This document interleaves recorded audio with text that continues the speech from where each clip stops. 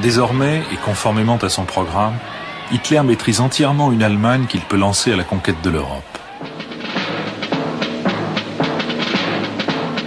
Göring est chargé d'un plan de 4 ans permettant de doter la Reichswehr d'un matériel offensif.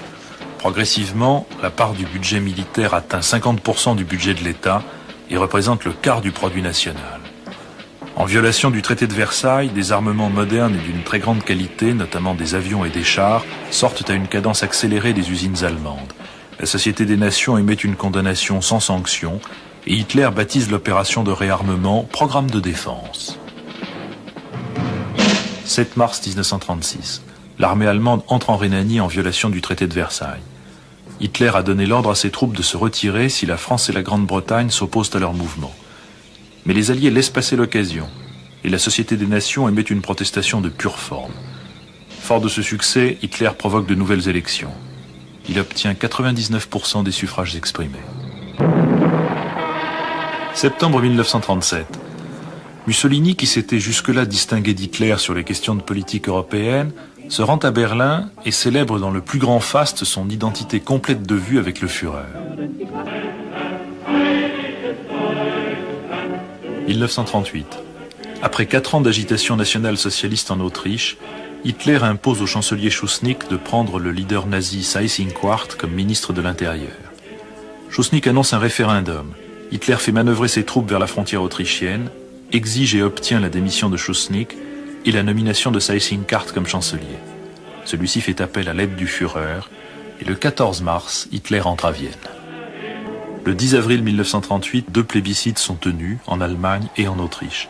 99% des électeurs allemands se prononcent pour l'Anschluss, 99,75% des Autrichiens en font autant.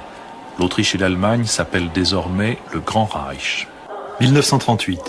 En Tchécoslovaquie, la question de la minorité allemande des Sudètes a pris une allure de plus en plus violente. Menés par le nazi Konrad Henlein, les groupes qui réclament la sécession des Sudètes se heurtent de plus en plus souvent aux Tchèques. Hitler exige l'indépendance de la minorité allemande.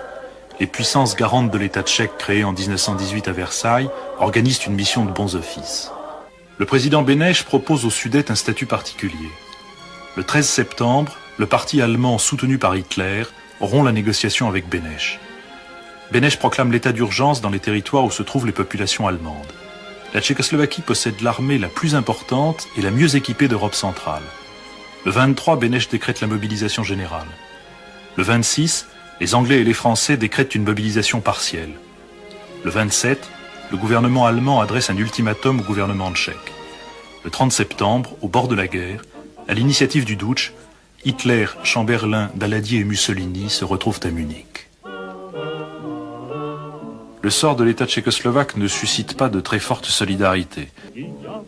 Le 30 septembre, Hitler, Mussolini, Chamberlain et Daladier, en l'absence de tout représentant de la Tchécoslovaquie, signent un accord sur l'annexion des Sudètes par l'Allemagne. Jamais conquérant n'est rentré avec des lauriers si nobles que ceux gagnés par Chamberlain à Munich, écrit le Times. Another talk with the German Chancellor, Herr Hitler. And here is the paper which bears his name upon it as well as mine. We regard the agreement signed last night and the Anglo-German naval agreement as symbolic of the desire of our two peoples never to go to war with one another again. Entre la guerre et le déshonneur, réplique Winston Churchill, vous avez choisi le déshonneur, et vous allez avoir la guerre. Daladier s'attendait à être conspué par la foule à son retour au Bourget. Il est acclamé comme un sauveur. Léon Blum écrit « Je suis partagé entre un lâche soulagement et la honte ». Le 1er octobre, les troupes allemandes occupent les Sudètes. Le 6, les Slovaques font sécession. Les minorités d'origine hongroise et roumaine menacent d'en faire autant, le pays est au bord de l'éclatement. En mars 1939, le président Hácha, qui a succédé à Beneš, convoqué à Berlin, demande le protectorat allemand. Le 15, la Wehrmacht entre à Prague. En mettant la main sur les usines tchèques, les Allemands doublent d'un seul coup leur potentiel d'artillerie lourde.